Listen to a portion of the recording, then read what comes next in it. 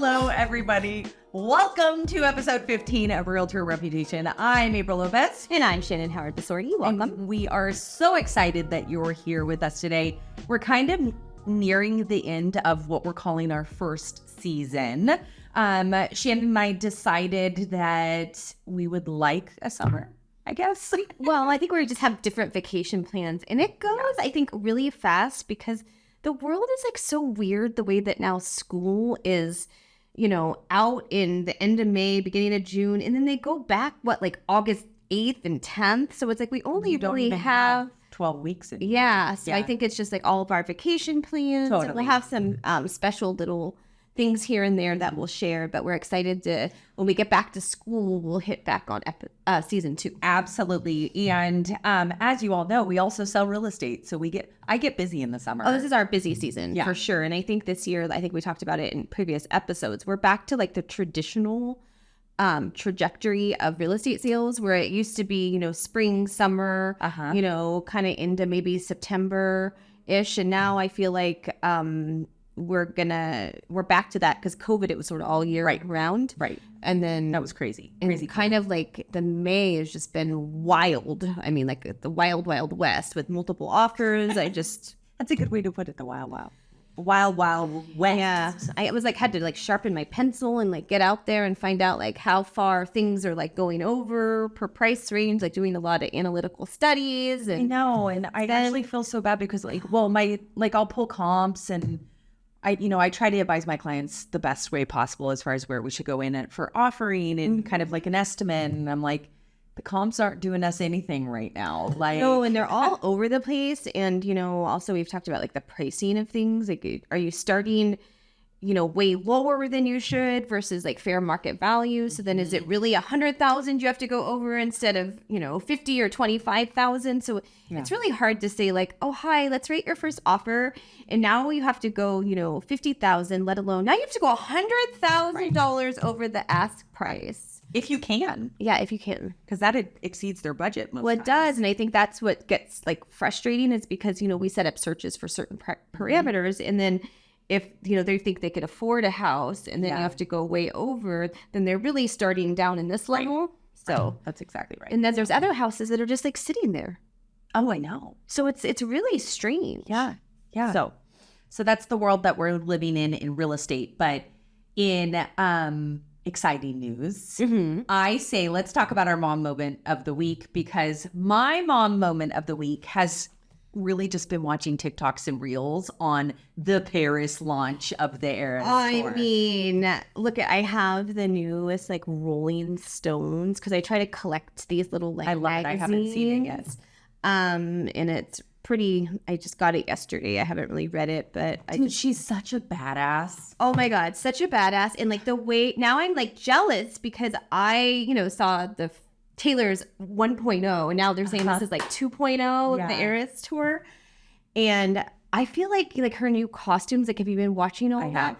You're now on TikTok because you had to become to like, they do like live streams and everything. But I feel like she's gone like sexy. That was my thing. So cute. The little outfit that she wore when she, the black one with the gold coat. Oh my God. And that's like my favorite song where it's like, I'm so depressed I pretend it's my birthday. Did you see I just made a reel on her Instagram? Yeah, I love it. It's so cute. But it's so funny. And she's like, but then the one that I was dying about was the one where it's like the Travis Kelce song, the My Boyfriend, the high school song, so high school.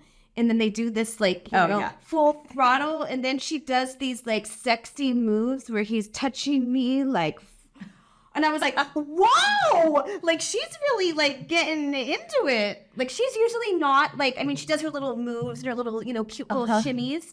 But like, I'm like, wow, she's like, hitting her like Miley Cyrus days, like I feel like she never like went like sexy, yucky, like some of the kids did. Yeah. Like the Disney stars, I feel like they were all like little kid, pop stars. And then they went from like that extreme to like, holy cow, they're like on a wrecking ball naked. You know what I mean? They sure were. Yeah, and so I feel like she's literally always kept it like really classy, and I think her mama Swift made sure that happened, because I remember her saying like she didn't like her shimmying. She was comfortable with herself. But I her think she's also has like a newfound confidence. Oh yeah, that she's never had before. Yeah. Like, I mean, she is out in Coachella in the crowd. When have you ever seen T Swift in a crowd? I know, it's crazy. It's surrounded by her like hot big old boyfriend, like it's okay, bodyguards, like I got it. Yeah, like she's never had that experience. I love it. I love everything. I love everything about it. I feel like we are watching like the world's best rom-com right now, and I just can't wait. Like this tour, like her release of it, and it's just so good. I know. Bea begged me. She really wanted to go. Her friend's going to the show in Canada, and I was like, I'm not going to Canada. I was like, well, maybe I can go to Canada when ticket sales were and that sort of thing. And I was like, no, I'm not going to Canada to go to the show. But now I'm kind of regretting. I know, me too. Darn it, I should have gotten the ticket. I know I should have gotten the tickets too. I should have gotten like New Orleans or something like that too. But we're part of this like Facebook group, and it's like all of these people who are like, is it really worth it to like give my right kidney? Yes. And I already gave my like left. So if I gave my right, like I wouldn't be here anymore. It's too bad. But you know, if anybody has any tickets they want to give us, right, we'll be happy to broadcast live. I just love everything that she's doing for women, for girls, for everybody. I do, and I just love that. Like I just love seeing her in this new like confident light. You know, and anyways, but I was like the little dance moves. I was like, so I had to watch it like twice because did that really just happen? And then I just get stuck in like the reels. Well, then you all start that going comes on is Taylor Swift reels on mine. Mine too. And then it's like Travis Kelce went to the Kentucky Derby. Oh yeah, yeah. Did you watch the Derby? I did. Oh yeah, we watched the Derby too. A little bit of it, yeah. Oh, that's you had a. Did you have a party? Yeah, I had a party that night. Yeah, we went to of 120 of my closest friends. I actually was with a lot of people, but it just was on. But I don't know. I like the. I mean, can you believe that win? That horse that came up by like a nose? Yeah, I love the horse races. I should probably not admit this, but like I absolutely love horse races. We go every year when the fair comes. I love horse races. When I was a little girl, my grandpa and my uncles and they're always big horse race people, and we used to go up to the Santa Rosa fairgrounds, and my grandpa would give me money, and he would like say like, okay, here's $2, and he would take me up to the betting window, and my nickname as a little girl was Skinny Minnie. That was always mine. I was always like this like petite girl. I wish that was my name now, but anyways, but so there was this one that was called like Minnie, and so we went up, and he's like, okay, I think you should bet $5. And I remember like being like 7 years old and winning like $100. You're like, oh my gosh, so exciting, yeah. And then we would go to the Washoe House after, and the whole family would go. Classic Sonoma County. We went classic. So that just always brings back like really happy memories. And then last year I brought my girls kind of as the tradition, and I let them go and do the betting, and it was really fun. Just kidding. If you are anybody, we don't let our kids bet on horse races. We don't? I'm just kidding. Well, my kids ride horses, so... Well, technically, how old do you have to be to place a bet? 18? Yeah. I mean, I placed the bet. But sure. I gave them their fake IDs, and they're like, here's your fake ID. They had their mint julep. Oh, that sounds delicious. Yeah. So anyway, so we did that, but my girls ride horses, and my one daughter, Abigail, she's very into like, both girls want to make sure animals are treated like correct. Of course. Yeah. And so she is like not really into horse races and is very like upset about it. So we have to like talk about how there's like good owners and not so good owners. So let's have that lead. Shannon, I actually know Shannon's mom moment of the week because she called me the other day just to tell me about it. I was like, you really can't make this shit up, right? So I feel like a terrible mom because if you know my daughter, she's always like kind of tall and gangly, but now she's like grown into her body. But she's always like hurting herself. Like she's tripping over her legs and she's like bumping something and bruised. And so, she plays volleyball on a competitive team. And as a volleyball player, I was a volleyball player, you're diving and you're always bruised. I used to come home and my hip bone, everything was like bruised. And So she came home like last Monday and she's like, yeah, I'm like, how was, practice? That was good. I hit my head, and I'm like, oh, okay. Like, here's some ice, here's some Advil, like, go take a shower. Like, you're cooking dinner. Like, what else is new? Like, what'd you hurt today? Yeah. I didn't really take it. And then the next morning she kind of got up and she's like, I still have a headache. And I'm like, okay. She's being like, okay. So I gave her some Advil and then she kind of got home from school and she's like, I feel like really nauseous. And I'm like, oh, like, how hard did you hit your head? She's like, I slammed it like on the ground, super hard. I'm like, well, why didn't you say that? It was just a casual. I hit my head. I hit my head, is it like a bump or is it like a, And so anyway, so call my husband, long story short, he calls the advice nurse and the advice nurse is like, well, you need to take her to the ER. Like, we don't want to see her in urgent care. Like, you need to go to the ER. Oh my gosh. So he comes and I had to take my other daughter somewhere. So he takes her to the ER and they sit in there. And by this time, like I had Zofran at home because we get migraines. And anyway, so she's, feeling like she's going to get sick and she's all dizzy. And I'm like, oh my God, my daughter probably has like a brain bleed and I don't even know because I'm a terrible mom. Thinking she just like bumped her head. Yeah. So everything's fine. They did a, CT scan. And so like the concussion protocol can be, she's fallen off horses before. I felt like much worse falls. Right. Really scary falls. So I'm like, how is a little bump on the head? You know what I mean? Like I've seen it sounds like it wasn't a little bump on the head. Yeah, it sounds like I'm surprised it wasn't like gushing blood. Right. So everything turned out okay, but like protocol is, 7 to 10 days, like no electronics. We're trying to get the phone away. It's hard. Right. And we had our party last week, which was her school dance. Okay. And then come the other day at school, I'm at my office meeting and up at work and the phone rings and there's the school calling, Abigail's in the office. Can you come get her? She hit her head. Like, what? And I'm like, how did she hit her head at school? Like, she's not doing PE. She's like walking. They have most of their classes in one class. Like, you're going to the bathroom. So she just was walking down the hall? Somebody had put a restroom, like one of those signs. And I guess like wet floor or something? Yeah, she's walking. She trips over it, falls into a doorway, slams her head. Poor baby. So the girl with the concussion falls and gives herself another concussion? Yes. And then now we're back to being dizzy and the whole 9 yards. Wait, did you have to go back to the hospital? No, we called, but I go back today for a checkup. But anyways, I'm like, can I just like wrap you in bubble wrap? Yeah. Like, so then she went to go to school the next day and I'm like, here's your bike helmet. You need to wear your bike helmet the rest of the week. Don't trip over your own feet. Here you go. So anyways, like I can't, and I always tell April, like I can't make this up. Like who? Like I know. And it's like one of my busiest weeks. If it's not one thing, it's another. To, like, complain. Of course, I want my child's well-being, but it's always like when you're busy. And I'm like, right.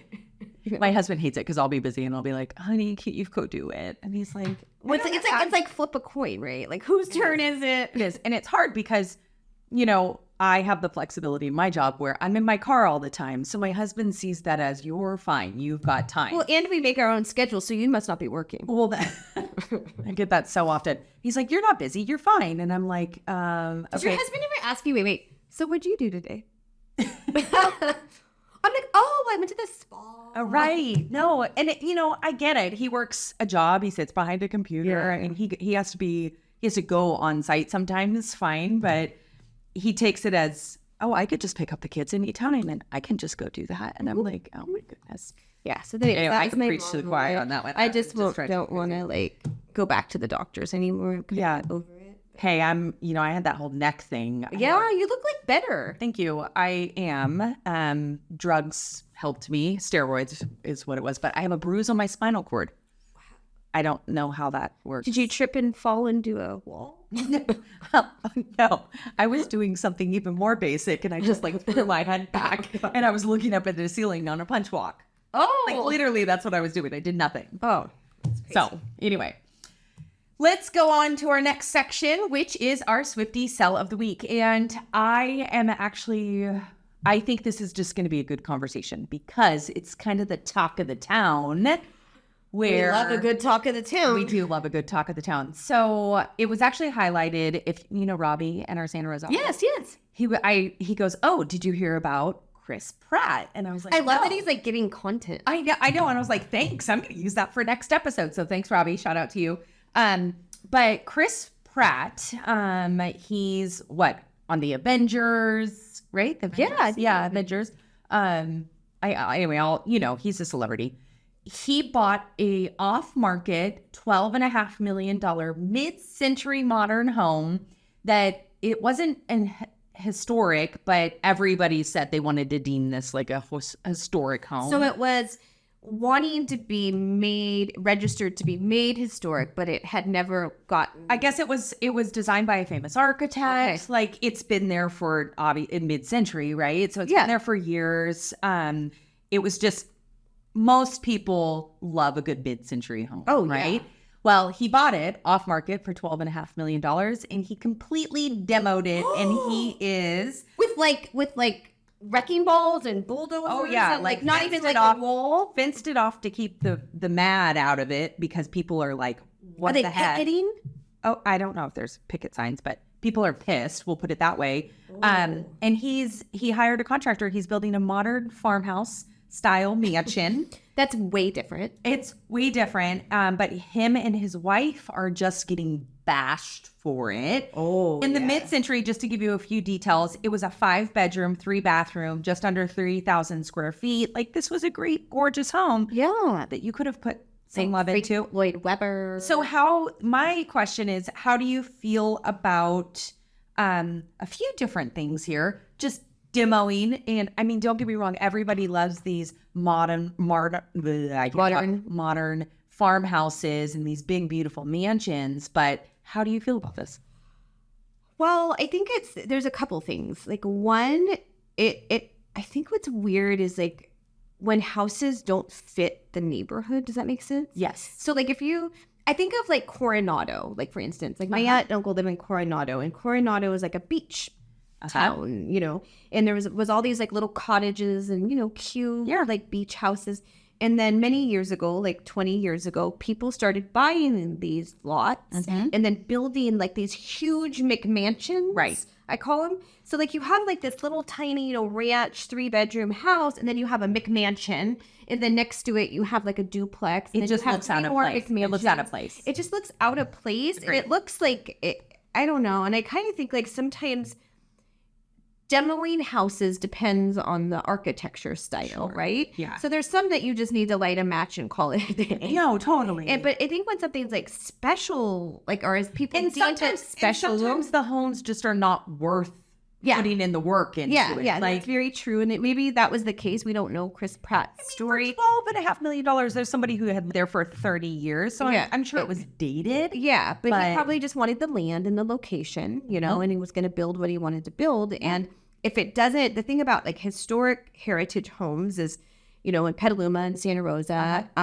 we have certain areas, in Marin there's areas, but usually, they are registered by the city. There's usually a plaque somewhere, whether it's on the driveway or, in the house. And there's very, I've sold a few of them. There's very strict rules. Like there's actually like a historic, like heritage, like, I don't know if it's a committee or something in town. So if you want to paint your house, even just painting it, you have to submit this to the this committee to approve it, because it has to be like colors of that time, as well as my client like windows. That was the thing, they wanted new windows, and that was like a really big deal. Yep. And now they make vinyl windows, which is really cool, that look like the old style. Yes, the wooden frame. Yeah.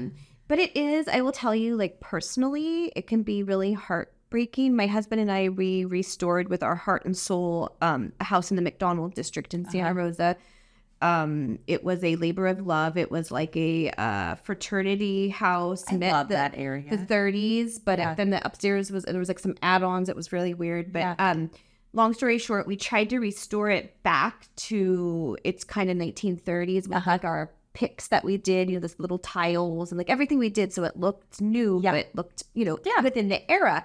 And the one thing that we spent so much money on was the windows. Yeah. And we like had DJ Sash and Glass come out, and they rebuilt every like sash, like the wood sashes. That's amazing. And unstuck the windows, and we had it painted. Yeah. The new buyers ripped those out and put these like hideous vinyl windows in. And it was not deemed historical, is my point. So they could. but we probably spent like $30,000. Doesn't that hurt your so heart, that, though? So, I mean, in some ways, like I can see like, Right. you know, like the neighborhood or people like who really appreciate this. Like it is really hard when you go into these old houses and like people have done these hideous modern updates with like, you know, I love going to the McDonald district in D Street, and then they put in like travertine and they just make it like so tacky, and you're like, like the 80s wants their tile back. Like go back to the 30s, right? Like this is not the era. This is not the era. So that bothers me. Yes. At the same time, you know, if there's no, I mean, in Chris Pratts, I know. if there's no, I know.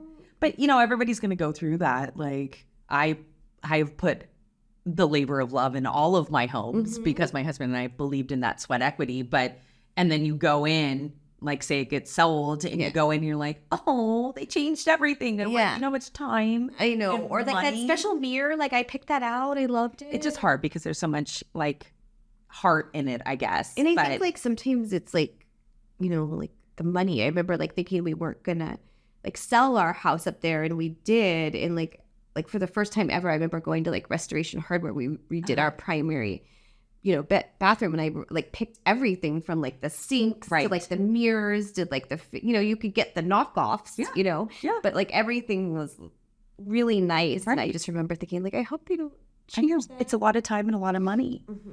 So, wow. So he's in an uproar. He is, yeah. So he's getting a lot of backlash because of it. So poor Chris. Poor Chris. And his wife. I can't remember his wife. I wonder if now they're going to, like, they probably don't want to live in the neighborhood. They're probably going to put it up for sale. Maybe. Well, they already demoed it. No, so. I mean after they built it. Yeah. But also just to highlight, he bought it off market. So what does that mean, Apryl? What does it mean to buy something off market? So this could have been like a pocket listing of an agent who just started to network within other agents, and it was just something that they were able to buy before it went live on their MLS. So it wasn't launched to all of the internet, right? Redfin, Trulia, all the websites. All of the sites. It's just essentially, it's a pocket listing of an agent. Like I've got listings that are coming up, and I always have a conversation with my clients as far as, is this something you want to sell off market? Sometimes it just works within their timeline. For instance, I have somebody who's moving out of state. So as long as they get a great offer and they want to sell it, and as long as those people are willing to work within their timeline and give some time to move out and, you know, maybe a little short rent back, then they'll sell it off market as long as they get the price that they want. So there's pros and cons to being off market. Like, but typically when you're making an offer off market, like if a seller says, you know, I'm looking for $1 million and Apryl, you're like, well, I have a buyer. Like a strategy is typically you kind of give them a little extra. Sure. Because there is an incentive to like not having to compete with others and also making it easy for it's easier for them. So maybe they won't get as much as they could have going on market. Right. But sometimes, you know, sometimes the ease and convenience of just convenience of not having to show it and get all that ready helps. It really just depends on the situation. Everybody's different. Some people just don't want somebody walking through their home. And it's easier to show it to one person than having an open house of, like I have a colleague who said that she held an open house for a listing that she had just put into contract like last week or whatever. At her open house, she said she had a line out the door and she had like 60 groups come through. And it's really 60 groups of people. That is so many people coming through your house. So that's really overwhelming. And like, speaking of that, like coming into fruition, like as we talk about, you know, having to have bio broker agreements, there's they're working on this form, and I don't know if it's going to come to fruition, but it means like every person coming into your listing or your open house has to like sign in with you. Oh, I saw that. So it's kind of like back when we call it like the PED forms, back when COVID, like you had to like sign these forms before you could go into a listing because of COVID. So now you have to like come in, or you may have to come in, hasn't been put into place yet, but you might have to sign and say like, are you working with a broker? So could you imagine like you have like clipboards out there with like your assistant, you're like, okay, everybody, like here's your paper in order to get in. I mean, wow, that's crazy chaos, right? It's like, crazy chaos. Sign on the dotted line. I already have everybody check in just because I like to give a report to my clients, but but not everybody wants to sign it. No. And not everybody wants to. Well, I asked our broker, I said, so what if like you come in and you have those people that don't want to talk to you? No. They don't want to give you any information. They basically give you the middle finger, but they want to walk through the house. They avoid eye contact. Yeah, they're like, and I'm like, I'm really a nice person. I'm like, I'm not trying to like, I'm not salesy. Yeah, but like, what are you supposed to do? Be like, stop! You can't get in. Like, what do you do? Like, do I bring my taser? Well, the hard part is a lot of things that awkward. A lot of things that happen in our world of real estate is we have to educate our clients as far as the things that are our protocols or paperwork and that sort of thing. So how is the public going to take this because they don't understand our world of real estate and they're just thinking, well, why can't I come in this house? Like, I don't need an agreement, but they just don't understand the procedures and protocols that we have to put in place. Well, and I think it goes into like how you were saying, you know, last episode about, you know, they're just like in the nail salon, like on, I'm going to, you know, on Zillow, I'm just going to get an appointment there, you know, at 1:00, they have one open. Well, I've been to some open houses lately where there's a lot of people coming from different areas that are not represented. Right. And those are the people that they don't have an agent that's educating them. Yeah.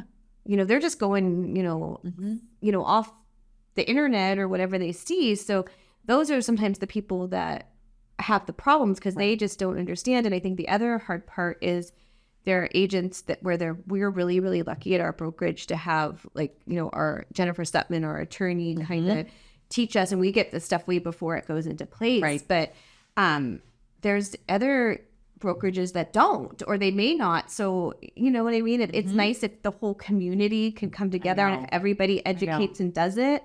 So, you know, what we do is on our social media and in this podcast, try to educate you because this is coming. It's coming. So, well, we'll see. We'll keep you updated how this summer goes for us. We hope we make it back. We're gonna make it out of it. Get shaked on open houses. Gosh. I do always drop my location to everybody. No shaking. Okay, well, I think that's it for this episode. But let's give our announcement. Oh, yes. So we announced in our last episode, if you didn't see our fun little special that we did, we have a pool party happening on June 20th. So it's going to be at the Flamingo Hotel. If you are interested in participating in our giveaway, we have limited seats available. But if you go on our Instagram, we have it's pinned. You can enter in to possibly be selected. And join us and have fun, a fun pool day. I mean, I feel like charcuterie and champagne and rosé are just... Rosé all day. Who doesn't need a pool day? I just think especially after like the school year ends. Yes. It's a great way to take a break. It's our kick off the summer party. So if you would like some more information, you're always welcome to DM us. But everybody have a wonderful day. See you later. Bye.